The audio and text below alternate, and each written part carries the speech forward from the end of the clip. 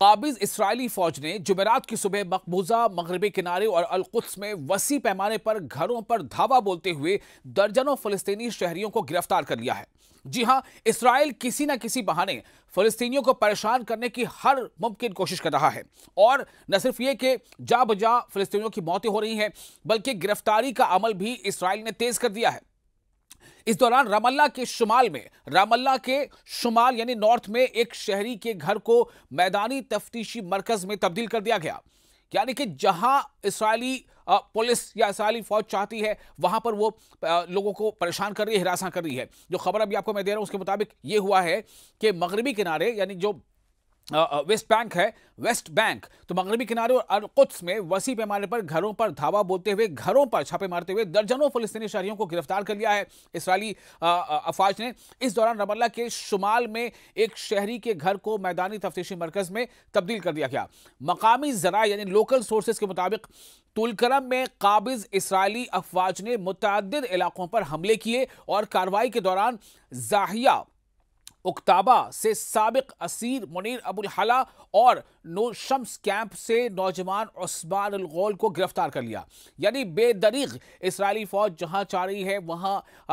West Bank की खासतौर से खबर आपको दे रहे हैं, वहां घरों पर धावे बोल रही है और लोगों को गिरफ्तार कर रही है, खासतौर से नौजवानों को। रमल्ला में काबिज फौज ने बितोनिया कस्बे से मोइन अल बरगोसी को हिरासत में ले लिया है, जबकि शुमाल मगरिब में, शुमाल यानी शुमाल मगरिब नॉर्थ वेस्ट में वाक़े बैतरिमा कस्बे पर भी धावा बोला गया है। कार्रवाई के दौरान साबिक असीर माजिन अर-रिमावी के घर पर चढ़ाई करके उसे और उसके अहले खाना को हिरासत में ले लिया गया और इसके घर को मैदानी तफ्तीशी मरकज में बदल दिया गया। यानी कि जहां पर चाह रही है, जिस घर पर चाह रही है इसराइली फौज, वेस्ट बैंक में खासतौर से यानी मगरबी किनारा है, वेस्ट बैंक है, वहां फिलिस्तीनियों के घरों पर कब्जा कर रही है, वहां छापे मार रही है, उनको लोगों को घरों से बेदखल कर रही है और जो मज़ाहमत करते हैं, जो उसके खिलाफ थोड़ी आवाज उठाते, उन्हें गिरफ्तार कर ले रही है। तो काबिज फौज ने गांव बैतरिमा और दिनर गसाना के दर्जनों नौजवानों और साबिक असीरान से तफ्तीश की है। कुछ शहरियों को घंटों बाद रिहा कर दिया गया, जबकि दीगर मुतअद्दिद अफराद को गिरफ्तार करके नामालूम मकाम पर मुंतकिल कर दिया गया है। यह सब तब हो रहा है जब इसराइल ने और हमास ने आपस में जंग बंदी पर इत्तेफाक किया है। यानी दुनिया को यह मालूम है कि सीज फायर चल रहा है, सीज फायर नाफिज है और अमन शांति है, लेकिन जहां जहां इसराइल चाहता है वहां वहां इस तरह की कार्रवाई करता जा रहा है। हर दिन अभी भी ऐसी खबरें आ रही हैं, कभी मशरकी गजा में, कभी रफा के आसपास, कभी रमल्ला में, तो कभी वेस्ट बैंक में, कहीं 2, कहीं 3, कहीं 1, कहीं 5 लोगों की मौतें हो रही हैं। मकबूजा अल कुद्स में, मकबूजा यानी कि जिस पर काबिज है इसराइल, मकबूजा अल कुद्स में काबिज इसराइली फौज ने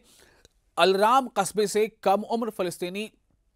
को गिरफ्तार किया, जबकि बिद्दू कस्बे से 2 नौजवान मोहम्मद अयाश और रामी अयाश को भी हिरासत में लिया गया है। बैतलहम में काबिज इसराइली फौज ने आयदा कैंप पर धावा बोलकर 35 साल सद्दाम आकिल दरहाज को गिरफ्तार किया है, जबकि अल करकफा इलाके से मोहम्मद कनान को भी हिरासत में लिया गया। तमाम जानकारी हमें जो फलस्तीनी इंफॉर्मेशन सोर्सेज हैं, जो फलस्तीनी इंफॉर्मेशन सेंटर है, वहां से हासिल हो रही है। काबिज फौज ने जुनूब मशरकी बैतलहम के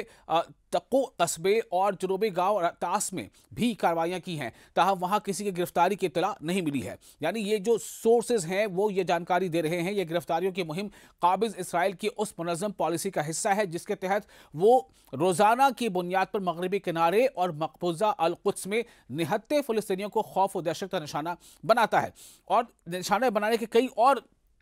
इस तरह की हरकतें हैं। कई बार ऐसी भी खबरें आ रही हैं कि जो ऐसे दूर दराज के गांव हैं जहां पर किसान जो है जैतून की खेती करते हैं या दूसरी किसी चीज़ की खेती करते हैं, उन खेतियों को भी नुकसान पहुंचाया जा रहा है। काबिज इसराइली फौज की ये दरअंदाजा जो कार्रवाई है, दरअंदाना कार्रवाई जिसको हम कहते हैं इन्फिल्ट्रेशन, ये कार्रवाइयां फ़लस्तीनी अवाम के हौसले तोड़ने, उनकी मज़ाहमत को दबाने और उन्हें अपने ही वतन में गुलाम बनाने की एक नाकाम कोशिश है। यानी कि इसराइल की कहीं ना कहीं ये कोशिश है कि भले ही अभी जंग बंदी नाफिज हो, लेकिन जो ऐसे इलाके हैं जहां पर फ़लस्तीनी रह रहे हैं और जिन आबादी में ख़ासतौर से नौजवान हैं,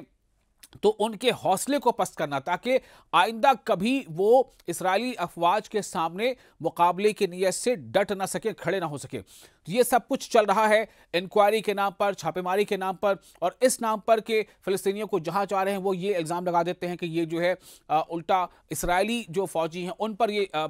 हमले कर देते हैं या पत्थरबाजी कर देते हैं। तो इसके बाद इस बहाने से इसराइली जो फौज है वो इन जगहों पर जहां चाहती है वहां छापे मारती है, घरों को खाली करवा देती है, कुछ घरों पर जो है वो कुछ घरों को बिस्मार भी किया जाने की खबरें आ रही हैं, और साथ ही ये कि जो गिरफ्तारी का अमल है वो जारी है। आप सोचें कि गिरफ्तारी जो इस तरह से हो रही है वो क्यों हो रही है। अभी आपको याद होगा कि जब सीज फायर भी जो अभी नाफिजुल अमल है, इस सीज फायर की शर्तों में से ये था कि इसराइल की जेलों में बंद फिलिस्तीनी को जो है छोड़ा जाएगा, और इसके बदले हमास ने जिन लोगों को हॉस्टेज बनाया था इसराइलियों को, उन्हें छोड़ेगा। यानी कि अभी अगर इसराइल ने फिलिस्तीनियों को छोड़ा है इस सीज फायर के मद्देनजर, इसके जो शर्त है उसके मुताबिक या उसके मद्देनजर, तो फिर आप ये देखें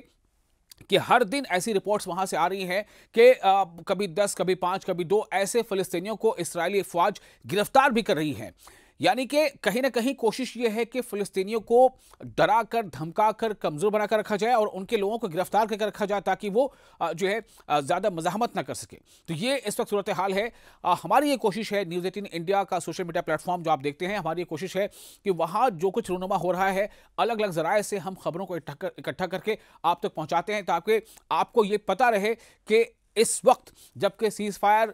लागू है, वहां दुनिया यही जान रही है कि इसराइल ने सीज फायर पर रजामंदी जाहिर की है और इसराइल और हमास की जंग अभी रुकी हुई है, लेकिन किस तरह से फिलिस्तीनियों को इसराइल लगातार परेशान कर रहा है, या इसराइली जो सिक्योरिटी फोर्सेस है, या उनकी इसराइली पुलिस है, या इसराइली जो फौज है वो कैसे परेशान कर रही है। देखिए, एक चीज़ याद रखिए, अभी भी जंगबंदी भले हो चुकी है, लेकिन फिलिस्तीन के एक अच्छे खासे हिस्से पर अभी भी इसराइल का कब्जा है, और कई गोशों से ये मांग उठी है कि जंगबंदी तो हुई, लेकिन होना यह चाहिए कि इसराइल जो है वो कब्जा खाली करे, और कब्जा जहां पर इसराइल ने फिलिस्तीन पर कब्जा कर रखा उसे छोड़कर पीछे हटे। तो ये अभी ताज़ा जानकारी है, आगे आपको अगली रिपोर्ट में और अपडेट्स हम देते रहेंगे।